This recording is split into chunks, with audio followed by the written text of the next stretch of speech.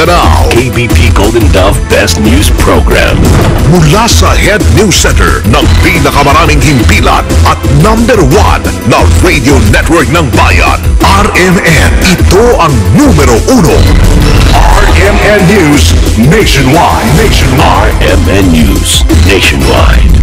Kasama ang maasahang broadcaster, Buddy Oberas, at ang KBP Golden Dove Best Newscaster, Weng de la Peña. RMN News Nationwide. RMN News Nationwide. Headlines. Ngayong tanghali sa RMN News Nationwide, bilang ng mga pamilyang nagugutom sa bansa bumaba noong ikatlong kwarter ng taon ayon sa survey.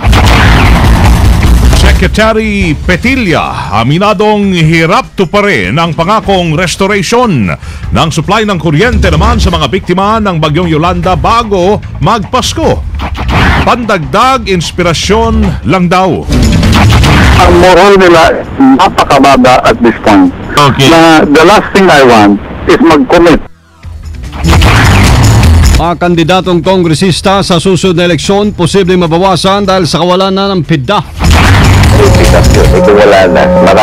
Prediction ko dyan, maraming congressman di natatakbo dahil walang pera. Headlines.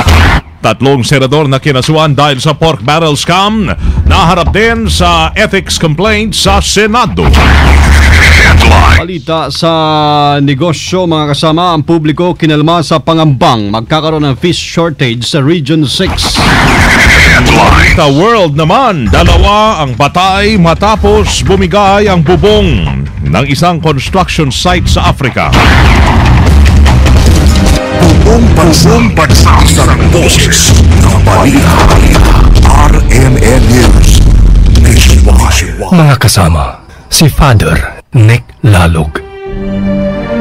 O Diyos, Ama naming mapagmahal, ngunit ka naming pinupurit at salamatan sa iyong walang hanggang kabutihan at kadakilaan.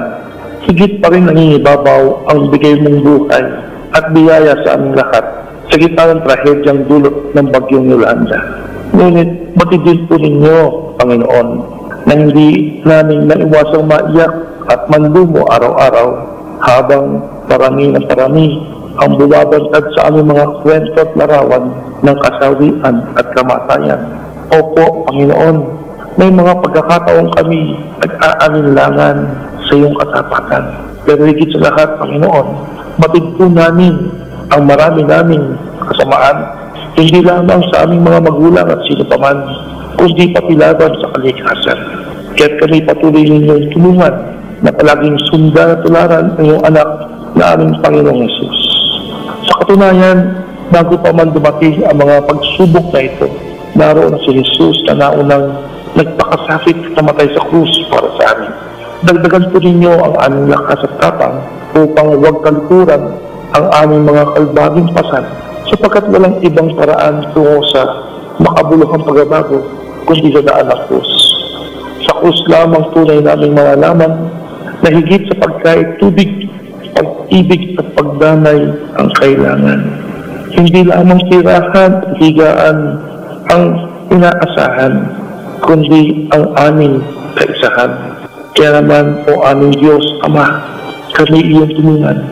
Bigyan niyo po kami ng tapang karatagan magsama-samang maglakbay, magsama-samang umahon at bumangon, magsama-samang tumungo kay Kristo sa tuwing na pagpapalitago. Sa kapangyarihan ng Espiritu Santo, ito'y aming hiling sa iyo, o Diyos Ama, sa ngalan ni Kristo. Amen. Ang pinakamalaking mga balita, abot sa bawat Pilipino, saan man sa bansa. RMN News Nationwide. Mabuhay Pilipinas, tanghali po ngayon ng Miyerkules na November 20, 2013. Ang numero 1 na RMN News Nationwide, ako si Buddy Oberas. Ako naman si Weng de la Peña. Tayo ay live sa DXRS 918 sa RMN Surigao, DXPR 603 RMN Pagadian, DYRR 792 RMN sa Ormoc, DYHB 747 RMN Bacolod. Live pa rin international via www.rmnews.com/tv at WRMN New York, USA. At sa lahat po natin mga number 1 AM station sa buong bayan. RMN.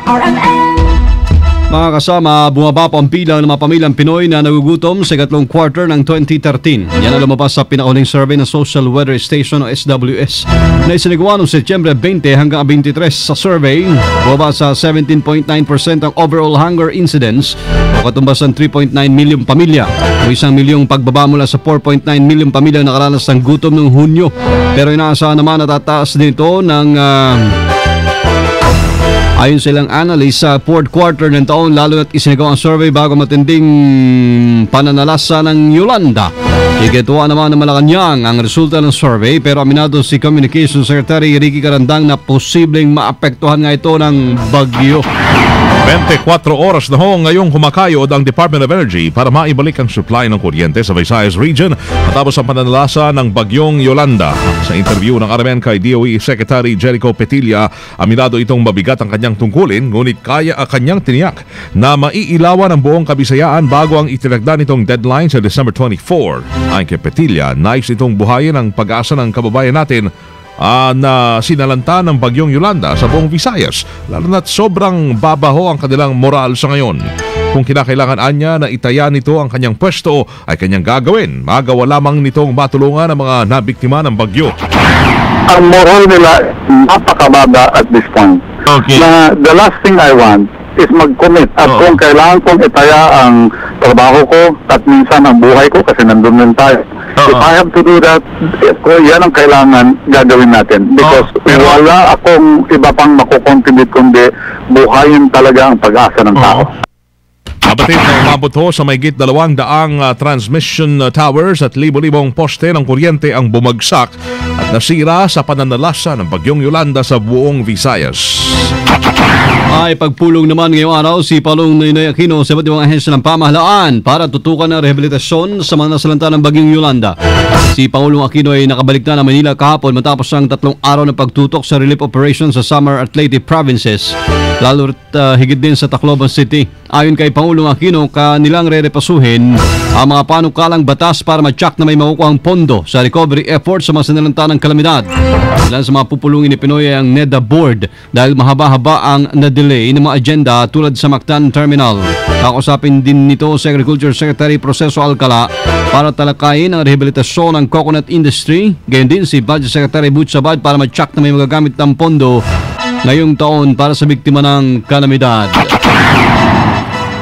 Obligadong maghanap ng paraan naman ni Pangulong Noynoy Aquino upang mapalakas ang liberal at ang kanyang koalisyon.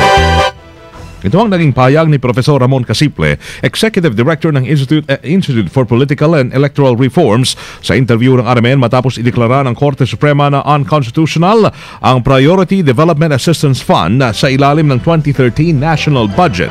Ayon kay Casiple, posible ring mababawasan ang mga kongresistang tumakbo sa susunod na eleksyon dahil sa kawalan ng pondo.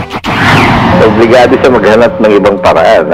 Pinakamadali actually dyan na substitute ay palakasin na yung Liberal Party at saka yung koalisyon niya. Doon natin makikita kung sino yung mukhang pera lang talaga. Trato nila sa PDAC na nakukuha nila. Personal yan. So, ginagasta nila yan sa mga serbisyo, sa mga botante sa kanilang distrito.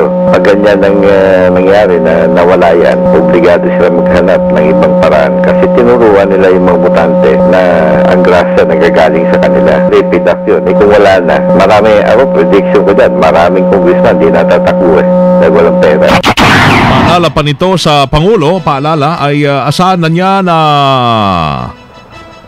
bababa ang kanyang rating dahil hindi siya kinatigan ng korte.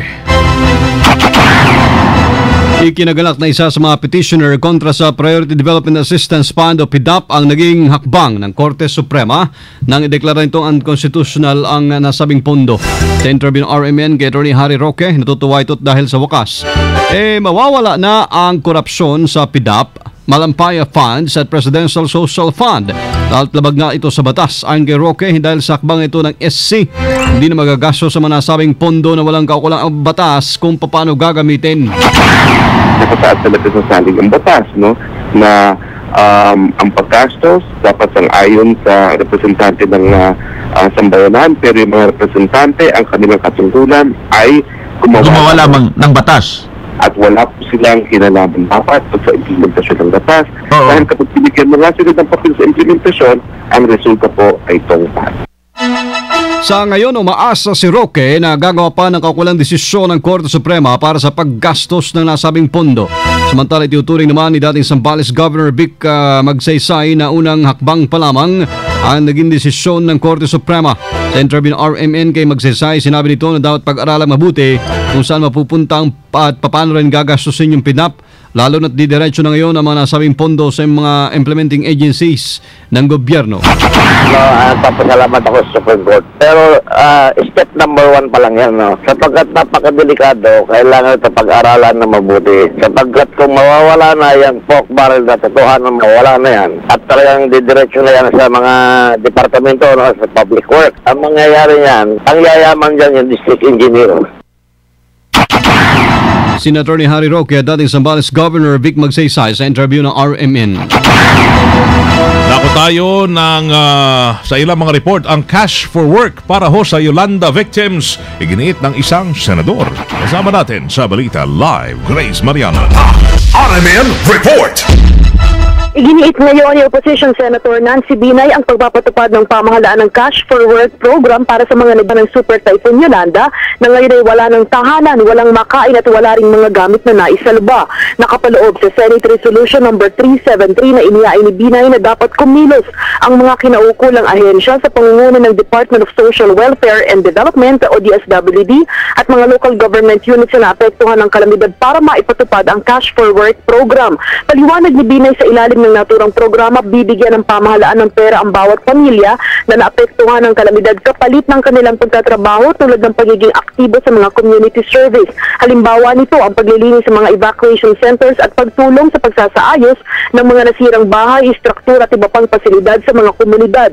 Kasama na rin ang pagtulong sa pagtatanggal ng mga bara sa mga drainage o iba pang daanan ng tubig. Katwiran ni Binay, dati nang ginawa ang Cash for Work program sa mga pamilyang naging biktima ng bagyong Pedring, Kiel at Sendong, pati na rin sa armed conflict sa Zamboanga, kaya wala siyang nakikitang dahilan para hindi ito maipatupad na mabuti ngayon ng DSWD. Kasama mo sa Senado, Grace Mariano, Tatak, RMN. Radyo mo nationwide. Pagtatanggal po mga debris ng sa mga kalsada sa Tacloban City, matatagalan pa ayon sa NDRAMC. Sama natin sa Balita Live, Rhea Mamogay. RMN Report. Matatagalan pa bago tuloy ang malinis ng Department of Public Works and Highways katuwang ang Metro Manila Development Authority ang lahat ng mga kalsada na hindi madaanan dahil sa mga debris na iniwan ng bagyong Yolanda sa Tacloban City. Ayon kay National Disaster Risk Reduction and Management Council spokesperson Major Reynaldo Balido, nasa 37% pa lamang kasi ng mga kalsada na may mga kalat ang nalinis na ng DPWH at MMDA. Pero sinabi ni Balido na pawang mga pangunahing kalsada kung saan dumadaan ang mga sasakyan na may dalang mga relief goods ang nauna ng nilinis ng DPWH. Sa ngayon, sinabi pa ni Balido na kahit pa paano, isang beses sa isang araw ay nakapagpapadala na ng relief goods sa lahat ng lugar na sinalanta ng bagyong Yolanda na kanila namang makakain para sa 2 araw. Challenge aniya sa kanila ngayon ay kung paano nila masusustain ang tuloy-tuloy na pamamahagi ng relief goods. Kaya naman patuloy pa rin ang kanilang panawagan sa lahat sa pagbibigay ng donasyon sa mga biktima ng bagyo. Kasama mo sa NDRRMC, Rhea Mamogay, Tatak, RMN. Radyo mo nationwide. Ang DAP ipinadedeklarang unconstitutional din ng mga mambabatas. Kasama natin sa Balita Live si Conde Batak. RMN Report. Matapos nga ang desisyon ng Korte Suprema na ideklarang unconstitutional ang Priority Development Assistance Fund o PDAP, dapat naging desisyon na agad ng Korte Suprema ang Disbursement Acceleration Program o DAP. Ayon kay Independent Minority Member at Navotas Representative Toby Tiangco, hindi hamak na mas unconstitutional ang DAP kumpara sa PDAP na ilang taon at nabaliktad lamang ang desisyon ng Korte Suprema bunsod ng ilang irregularidad na nangyari sa paggamit nito. Dapat anyang kumilos na ang pamahalaan na isuspinde ang DAP DAP bago pa man tutaktin ng protesta ang programa kung talagang tuwid na daan ang tinatahak pa rin ng gobyerno. Ganito rin ang sentimiento ni Assistant Minority Leader at Bayan Muna Representative Derek Colmenares. Pareho din sana ang desisyon ng SC sa DAP. Iginiit ni Colmenares na hindi dapat pinapayagan ang Pangulo na mag-i-alay ng pondo na siyang daan sa korupsyon at maling paggamit ito. Kasama mo mula sa Kamara, Juan de Bata, Tatak RMN. Radyo mo nationwide. Pinagpirmahan ni Attorney Levi Baligod, abogado po ng mga whistleblower sa pork barrel scam na naharap na rin ngayon sa Senate Ethics complaints ang tatlong senador na kinasuhan sa ombudsman. Ayon kay Baligod, inirekomenda na ng ombudsman sampahan ng administrative charges of serious dishonesty and grave misconduct sa Senate Ethics Committee sina Senate Minority Leader Juan Ponce Enrile, Senator Jinggoy Estrada at Senator Ramon Bong Revilla Jr. na sangkot sa pork barrel scam. Sinabi ni Baligod na ang nasabing hakbang ay tinuturing ni welcome development para sa mga whistleblower. Ang tatlong senador ay naharap din ng kasong plunder sa ombudsman dahil sa aligasyon na maling paggamit ng kanilang PIDAP o mas kilala sa pork barrel. Una rito kahapon, pinagutos na ng Supreme Court na ihabla ang mga mambabatas na ginamit ang kanilang pork barrel sa maling paraan, lalo na't dineklara na nga ng Korte Suprema ito'y unconstitutional. Yung tatlong senador na isinasangkot sa pork barrel scam ay ipapasapina ni Secretary De Lima. Kasama natin sa balita live si Angel Ronquillo. RMN Report. Papadala na nga ng sabina ng tatlong senador na una nang ipinagharap ng kasong pandarambong sa Office of the Ombudsman kaugnay sa kanila umanong partisipasyon sa pork barrel scam. Ayon kay Justice Secretary Lana de Lima, anumang araw simula ngayon ay magpapalabas ang panel of special prosecutors ang sabina laban kay na Senador Juan Ponce Enrile, Senador Jinggoy Estrada at Senador Ramon Revilla upang makapaghain ng mga ito ng kanilang counter affidavit. Paliwanag ng kalihim na kapag naisilbi ng sabina laban sa tatlong mamabatas ay magiging simula na ito ng formal process ng preliminary investigation. The panel of special prosecutors will be issuing very soon yung notices or subpoena for the filing of counter affidavits by the respondents. So that would already jumpstart or set in motion the formal process of preliminary investigation.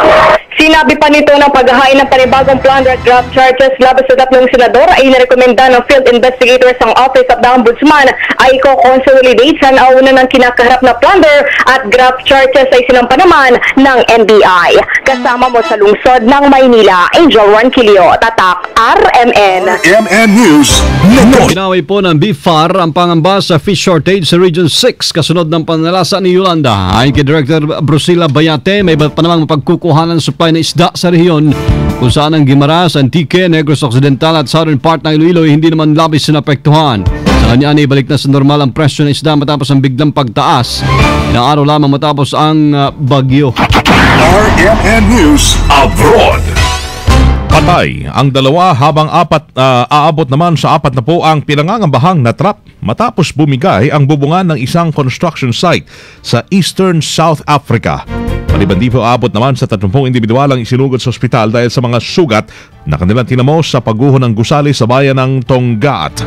Ayon sa Crisis Medical Operations, naganap ang insidente malapit sa isang shopping mall at patuloy pa rin inaalam ang sanhi ng pag-collapse ng naturang gusali.